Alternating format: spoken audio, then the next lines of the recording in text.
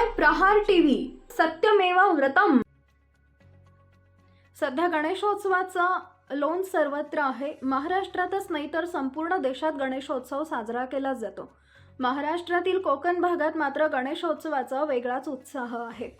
प्रत्येक घरांमध्ये गणपतीची स्थापना केली जाते। गणेशोत्सवाच्या काळात रोज संध्याकाळी वेगवेगळ्या भजन मंडळी सुरेख भजन गातात। मुंबईला राहणारे कोकणी माणसं व इतर ठिकाणी राहणारी कोकणी माणसं गणेशोत्सवात मात्र एका ठिकाणी आपल्या घरी एकत्र येतात।